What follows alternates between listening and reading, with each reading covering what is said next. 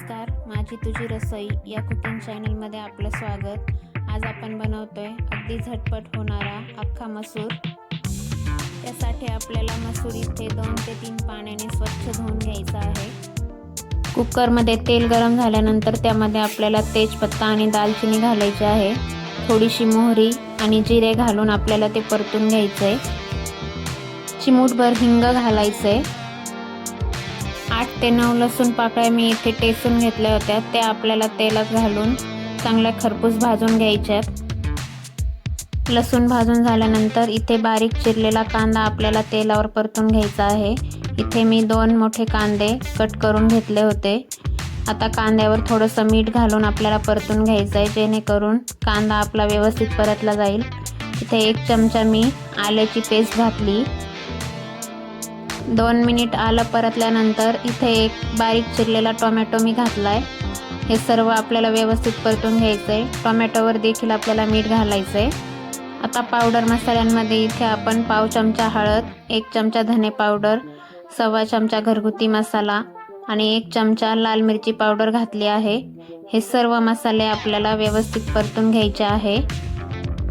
मसाले व्यवस्थित परतल्यानंतर आपल्याला यामध्ये थोडं पाणी घालायचं आहे, जेणेकरून आपला कांदा टोमॅटो व्यवस्थित शिजला जाईल। पाणी घालून आपल्याला 2 मिनिटं झाकण ठेवून हे शिजू द्यायचं आहे। 2 मिनिटांनंतर तुम्ही बघू शकता आपल्या मसाल्याला व्यवस्थित तेल सुटलं आहे। आता यामध्ये आपल्याला मसूर घालायचा आहे। मसूर घालून आपल्याला व्यवस्थित मिक्स करून घ्यायचं आहे। सर्व मिक्स झाल्यानंतर इथे बाजूला मी गॅसवर पाणी गरम होण्यासाठी ठेवलं आहे। कुकरवरती झाकण ठेवून आपल्याला मसूर मसाल्यामध्ये 2 मिनिटं शिजू द्यायचं आहे।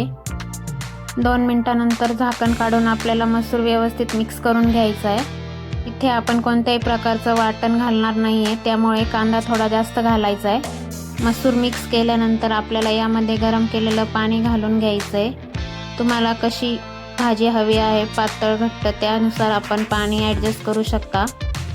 भाजीला 1 उकळी आल्यानंतर कुकरचं झाकण लावून आपल्याला मीडियम फ्लेमवर 3 शिट्ट्या करून घ्यायच्या आहेत। कुकर थंड झाल्यानंतर तुम्ही बघू शकता आपला मसूर व्यवस्थित शिजला आहे।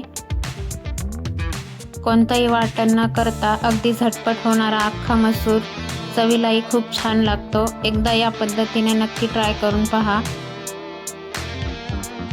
सर्वात शेवटी आपल्याला बारीक चिरलेली कोथिंबीर घालून मिक्स करून घ्यायचं आहे।